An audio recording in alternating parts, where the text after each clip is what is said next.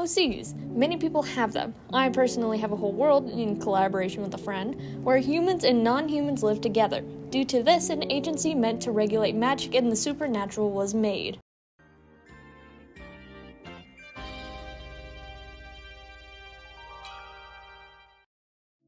Welcome to the first episode of OC Dump, where I info dump about my OCs. This is definitely self-indulgent, and I will not be apologizing for sharing peak. While yapping, I will also sometimes speak about advice I heard that relates to the subject at hand. If you have any advice, then absolutely feel free to drop it down in the comment section. So if you're ready, grab your drawing supplies and relax with me. Also, warning, I'm a history nerd, so I do have dates that relate to actual history, but don't worry, the connection will be explained as well as the specific time frame. MSRA, Magic and Supernatural Regulation Agency, used to be MSR back in the 1920s to 1989. MSR was built by a Russian man named Joseph Adler. During World War I, 1914 through 1918, there was a massive wave of people discovering they had magic. After a few studies, it was deemed that when under extreme stress or going through some sort of inner turmoil, humans with a special magic gene were able to unlock their potential. The United States had just 4% magic users and non-humans, which boosted to 11% during the war. The USSR stayed at a steady 20% magic users during the time.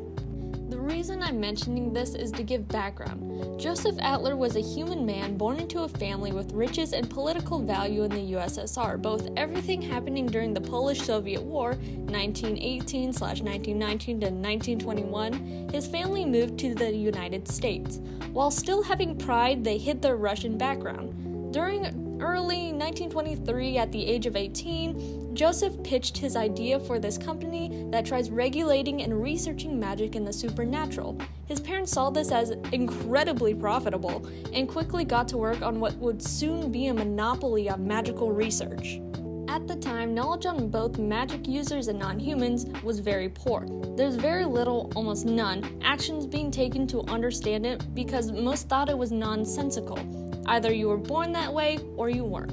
And analyzing the magic was useless because it didn't follow scientific rules. That's what people thought, but the Adlers thought differently. That's all the background I'll give on MSR. Now on to MSRA, basically just add agency on at the end. This was when MSR officially became a PMC, private military company, to enforce laws when it comes to magical compliance and laws surrounding the treatment of non-humans after a lot of issues coming from people thinking non-humans could be treated like animals.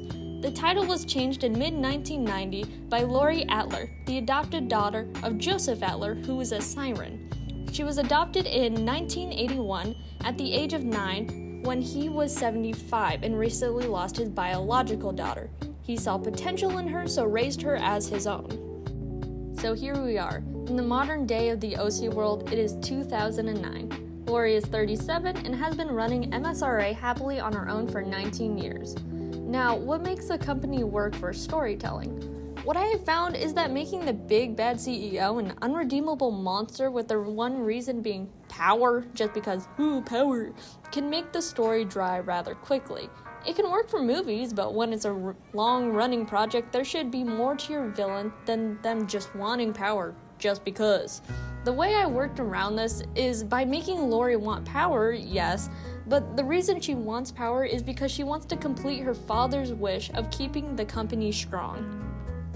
This is something I can really work with. She rules MSRA with a literal metal fist and believes every cost is worth the ending. She means well and wants to help people like her father did, but she goes to insane lengths to reach the end goal. To me, she's a compelling character because she has yet to find an adequate challenge. Someone who can challenge her beliefs as well as her strength. The way the company works is that there are bases all over the world, mostly in the United States and Russia, with all having scientific research floors and floors meant for agents. Agents are the ones actually enforcing any sort of laws on magic when regular law enforcement can't, and often are called in to help with non-human or magic-related issues. Almost every agent is either a magic user or non-human. The researchers are strictly put on issues surrounding magic and non-humans.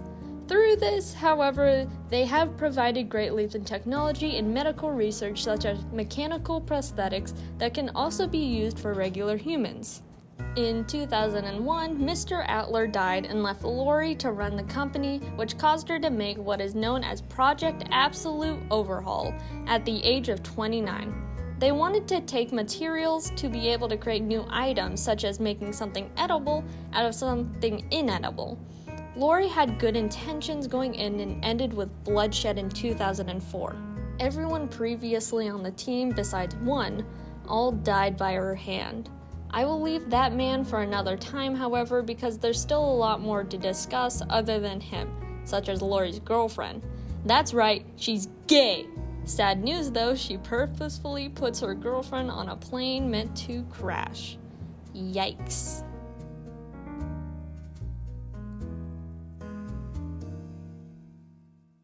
So to end off this video, I will talk about Camille Antoine. Camille is a lovely lady from France who wanted to help people, so joined the French branch of MSRA. After working there for a while, she rose in ranks, which let her meet Lori in 2001. As soon as Lori saw her, she couldn't help but fall in love. Their relationship starts off slow until the end of Project Absolute Overhaul, where Lori just starts calling Camille her girlfriend out of nowhere. From then on until around 2005, their relationship progressively becomes more and more toxic. Camille hates Absolute Overhaul and basically every needed sacrifice, I'm saying that in air quotes, because she is seeing how Lori is causing more trouble than it's worth. Lori believes she died in the plane crash, but she didn't. Camille survived and awakened her magic that is hard to explain and draw, so me, I guess. But it's so cool, which led her to make a group called Atlas. Atlas will be touched on in the next episode of OC Dump. Camille is a strong leader with confidence. The only person able to make her a stumbling mess is her boss. Is it bad she's dating her boss? Absolutely, but I don't care. Toxic Yuri for the win. I know I don't have much for Camille in this video, but that's because she'll become relevant in the next video of OC Dump when we take a look at the heroes. That's all I wanted to say for now about MSR/A. If you like this, feel free to like and subscribe. You can always undo it later. If you don't like this, then thanks for watching anyways. This has been Cody, and I'll see you all next time.